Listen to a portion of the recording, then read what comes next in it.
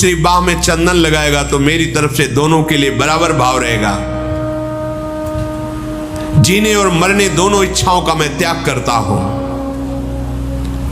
बड़ा कठोर हृदय में नियम लेकर महाराज पांडु बहुत दुखित हो गए। कुंती और माद्री जी ने जब देखा,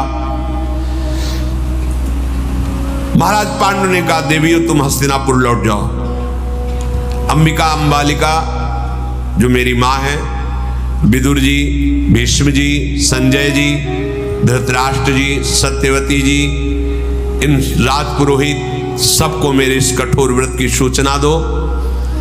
मैं हस्तिनापुर पद का त्याग करता हूं और वनवासी स्वरूप होकर अपने जीवन को मोक्ष मार्ग में लगाता हूं। मैंने वनवास का दृढ़ निश्चय कर लिया है।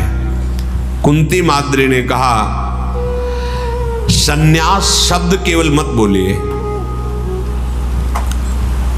आप वानप्रस्थ में भी रह करके यही आचरण कर सकते हैं। वानप्रस्थ में एक सिद्धांत है कि पत्नी यदि उसमें साथ रहना चाहे उसी पद्धति से तो रह सकती है, यदि न रहना चाहे तो अपने बालकों के पास या अपने पूर्व स्थानों में जा सकती है। तो वानप्रस्थ धर्म के अनुसार मैं आपकी तपस्या में सहयोग करूंगी, बिल्कुल कहीं विघ्न नहीं डालूंगी, ऐसा माद्री और कुंती जी ने कहा। आज के बाद हम कभी आपको किसी भी काम चेष्टा के लिए प्रेरित नहीं करेंगे। संकल्प लेती हैं कि आपकी साधना में हम विघ्न नहीं पहुंचाएंगे।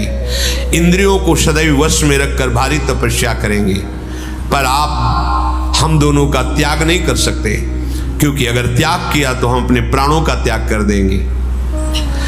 पांडु जी ने कहा, यदि तुम दोनों का यही धर्मयुक्त निश्चय है तो चलो, मैं संन्यास न लेकर वानप्रस्थ आश्रम में रहूंगा। और हमारे पिता भगवान वेदव्यास जी ने जैसी वानप्रस्थ की जीवनचर्या कही वैसा ही जीऊंगा। आज से मैं भोगियों के सुख और आहार और विश्राम का त्याग करता हूं। जैसे गृहस्थ जन रहते हैं, उस सुखों का त्याग कर और वल्कल वस्त्र धारण कर लिया और मूल और फल का आहार करने लगे।